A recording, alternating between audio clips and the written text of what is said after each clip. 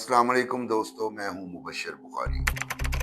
पाकिस्तान में दहशत गर्दी की कार्रवाइयां दोबारा सर उठा रही हैं। वैसे तो उन्होंने सर उठा के रखा था, लेकिन अब उनका मैग्नीट्यूड जो है वो बढ़ रहा है। और खुशाइंद बात ये है कि इस वक्त तकरीबन पूरी कौम जो है दहशत गर्दी के खिलाफ मुत्तहिद नजर आती है। हमें कुछ वॉइसेस नजर आती थी केपी से और बलूचिस्तान से, जो बड़ा जोर देती थी कि जी गुफ्तगू की जाए और गुफ्तगू ही की जाए। लेकिन उसके बरक्स जो दो डेवलपमेंट्स हुई, उसमें एक तो वजीर आजम शहबाज शरीफ ने दोबारा इस अज़म का इरादा किया है कि दहशत गर्दों को मुंह तोड़ जवाब दिया जाएगा, जबकि एक बहुत ही खुशाइंद जो ऑप्टिक्स हमें नजर आए, बड़े खुश रंग ऑप्टिक्स, वो हमें केपी से नजर आए, जहाँ पे एक ग्रैंड पीस जरगा हो रहा था। और उसमें जो है वो 15 नुकात जो हैं वो डिसाइड किए गए हैं। जो खुशरंग था, उस अमन जरगा में खुशरंगी जो थी वो ये थी कि उसमें PTI, Pakistan People's Party, JUIF, Jamaat Islami, ANP और दूसरे तमाम स्टेक होल्डर शामिल थे। मसलन अगर बात करें तो speaker KP assembly Babar Saleem Swati, वो उसमें उसको चेयर कर रहे थे। उसके साथ साथ गवर्नर केपी फैसल कुंडी, फॉर्मर गवर्नर जिनका ताल्लुक जेयूआईएफ से था, गुलाम अली, वो भी उसमें शामिल थे। साथ में महमूद खान फॉर्मर सीएम, सिराजुल हक फॉर्मर अमीर जमात इस्लामी, मियां इफ्तिखार साहब एएनपी के सरकर्दा रहनुमा है, आफ्ताब शेरपो जो अपनी उनके पार्टी है, मौलाना अताउर रहमान जेयूआईएफ के, और मौलाना फजल रहमान के भाई, ये सारे लोग उसमें शरीक थे। और इन सब लोगों ने जो 15 नुकात सेट किए हैं, उसके मुताबिक ये है कि जो दहशत गर्दी है उसको मुनासिब तरीके से काउंटर किया जाए। उसके लिए पुलिस की कैपेबिलिटीज को बढ़ाना पड़ेगा और साथ में ही सीटीडी की भी कैपेसिटी बिल्डिंग करनी पड़ेगी। उसके साथ साथ उन्होंने ये कहा कि एनएफसी अवार्ड में जो है वो जो डिसाइड हुआ था वो केपी को पे किया जाए, बड़ी अच्छी बात है। और साथ ही एक और उन्होंने कहा कि अफगानिस्तान के साथ जो भी टॉक्स हों, उसमें अगर वो केपी की सूबाई हुकूमत को भी एतमाद में ले ले तो अच्छा होगा। इसमें भी कोई हर्ज नहीं है। बड़े मुनासिब नुकात जो अभी तक सामने आए हैं शानदार हैं, लेकिन असल में वो इंटेंट शानदार है कि दहशत गर्दी के खिलाफ ये लोग कहीं ना कहीं बैठे और मिलके कलेक्टिव विजडम ड्रॉ कर रहे हैं। फिर भी इस सारे माहौल में पाकिस्तान के मीडिया में और of the media, social media पे आवाजें उठ रही हैं जी, गुफ्तगू कीजिए, गुफ्तगू कीजिए, पीस टॉक्स कीजिए। बिल्कुल पीस टॉक्स होनी चाहिए, लेकिन पीस टॉक्स का पहला असूल ये होता है कि जो मिलिटेंट ग्रुप है उसको अपने आप को डिसआर्म करना होता है। जबकि माजी में जितनी भी हमारी पीस टॉक्स हुई हैं, उनमें कभी भी उन ग्रुप्स ने जो है वो डिसआर्म नहीं किया, यानी हथियार नहीं डाले, हथियार नहीं रखे। अगर वो लोग जो हामी हैं पीस टॉक्स के, मैं भी हामी हूँ वैसे, लेकिन मैं दूसरी कंडीशन के साथ हामी हूँ। जो लोग इसकी हिमायत करते हैं वो पहले उन ग्रुप्स को राजी करें कि जी आप हथियार फेंकें, कारामद सिटीजन्स के तौर पे अपने आप को पहले इस्टेब्लिश करें और फिर गुफ्तगू करें। क्योंकि माजी में जो हमारा ट्रैक रिकॉर्ड रहा है उन पीस टॉक्स का, उसकी अगर थोड़ी सी मैं आपको हिस्ट्री बयान करूं टीटीपी के साथ, वो कुछ अच्छा नहीं रहा। 2004 में शकई एग्रीमेंट सबको याद होगा। एक बड़ा स्मार्ट नौजवान उठा था जो दहशतगर्द का, जिसने रूप अख्तियार कर लिया। नेक मोहम्मद नाम था, कमांडर नेक मोहम्मद के नाम से मशहूर था। और 2004 में पाकिस्तान ने उसके साथ पीस टॉक्स की, जो कि वजीरिस्तान में ही हुई। और उसमें डिसाइड हो गया कि ठीक है जी, वो नंबर 1 उस वक्त इशू क्या था। इशू सबसे बड़ा ये था کہ انہوں نے جن غیر ملکیوں کو وہاں پہ رکھا ہوا تھا وزیرستان میں، وہ ان کو رجسٹر کروائیں گے یا ان کو ان کے ملک واپس بھیجیں گے، جس پہ وہ ریلکٹنٹ تھے۔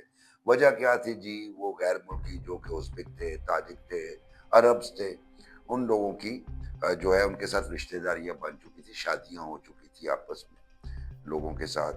تو اس میں سب سے پہلے تو وہ ڈینائی کرتے رہے، لیکن اس کے بعد جب انہیں بتایا گیا جی اتنے غیر ملکی آپ کے پاس موجود ہیں اور وہ ملیٹینسی یا ٹیررزم میں بھی حصہ لے رہے ہیں، تو ریزسٹ کیا گیا۔ آخر کار ایک پیس ٹاکس پہ پہنچ گئے، اور کور پوائنٹ یہ تھا کہ وہ جو غیر ملکی ہیں انہیں رجسٹر کر دیں گے۔ لیکن کیا ہوا؟ پیس ٹاکس کے کچھ دن بعد انہوں نے ریفیوز کر دیا کہ ہم رجسٹر نہیں کریں گے، لیکن اس کے ساتھ ساتھ انہوں نے آرمی کے جوانوں کو شہید کر دیا اور بڑی بے دردی سے شہید کیا، جس کے بعد وہ پیکٹ ٹوٹ گیا۔ لیکن وہ درمیان میں جو کشن ملا نیک محمد اور اس کے گروپ کو، انہوں نے اپنا حلقہ اثر بڑھا لیا، اور وہ حلقہ اثر بڑھتا ہی گیا پھر اس پیس ٹاکس کے نتیجے میں۔ پھر اس کے بعد جب بیت اللہ محسود امیر تھے ٹی ٹی پی کے، اس وقت بھی وہ ان کا چونکہ بہت سارے جو ٹی ٹی پی کے سپرنٹر گروپس تھے وہ میجر تحریک طالبان پاکستان کی امبریلا کے نیچے آنا شروع ہو گئے، تو اس میں بھی یہی ہوا کہ سراروغا پیکٹ ہوا پیس ٹاکس کے نتیجے میں۔ پھر کچھ کنڈیشنز طے ہوئیں، اس میں یہی تھا کہ ہم حملے نہیں کریں گے، دہشت گردی نہیں کریں گے، اور ان کے جو ساتھی ہیں وہ اپنے ہتھیار پھینک دیں گے، کارآمد شہری بن کے رہیں گے۔ اور وہ جو کشن ملا، اس کشن میں پھر ٹی ٹی پی نے اپنا حلقہ اثر وسیع کر لیا، اور کچھ عرصے بعد پھر وہی دہشت گردی اور شدید دہشت گردی۔ یقیناً وہ اس کے بعد بیت اللہ محسود جو ہے انہیں ٹارگٹ کیا گیا، ایک میسائل سٹرائک ہوئی، ڈرون اٹیک ہوا، اور اسی دوران 2008 پھر آ جاتا ہے۔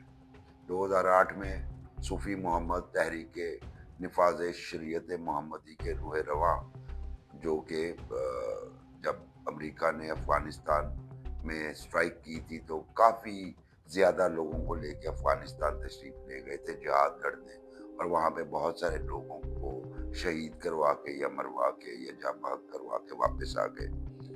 انہوں نے جب وہاں پہ نفاذ شریعت کا سوات میں اور مالاکنڈ ڈویژن میں مطالبہ کیا، تو اس کے بعد ان سے بھی بات چیت شروع ہوئی کہ آئیے گفتگو کریں۔ جو وہ پیس ڈیل ہوئی اس کو کچھ عرصے بعد ہی انہوں نے بالکل وائلیٹ کر دیا، اور اس پیس ڈیل کی آڑ میں انہوں نے طالبان کا اثر و رسوخ جو ہے وہ سوات میں قائم کیا۔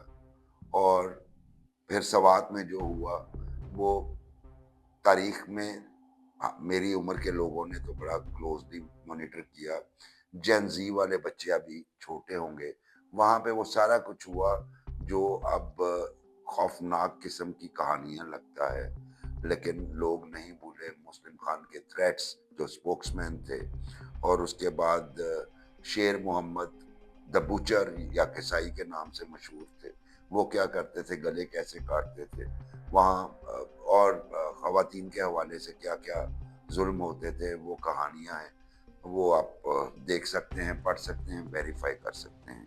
اور پھر وہیں سے ہی جو ہے ملالہ یوسفزئی والا ایپیسوڈ بھی ہوا، گل مکئی کے نام سے وہ لکھتی تھی، اور پھر جب وہ وہاں پہ آپریشن کے نتیجے میں جب طالبان وہاں سے رخصت ہو گئے اور رخصت ہو کے بھی افغانستان گئے، اور اس کے بعد ملالہ کے ساتھ جو ہوا، اس کو جس طرح شوٹ کیا گیا، اس کی سہیلیوں کو شوٹ کیا گیا، وہ اپنی جگہ پہ ایک داستان ہے۔ یہ ایگزامپلز میں آپ کو اس لیے سنا رہا ہوں کہ پیس ڈیل کا سب سے پہلا اصول یہ ہونا چاہیے کہ وہ متحارب گروپ یا وہ ملیٹنٹ گروپس یا وہ دہشت گرد گروپس جو ریاست کے خلاف یا ریاست کے شہریوں کے خلاف اسلحہ اٹھاتے ہیں، انہیں اگر نیگوسیشن ٹیبل پہ آنا ہے تو پہلے ہتھیار پھینکے۔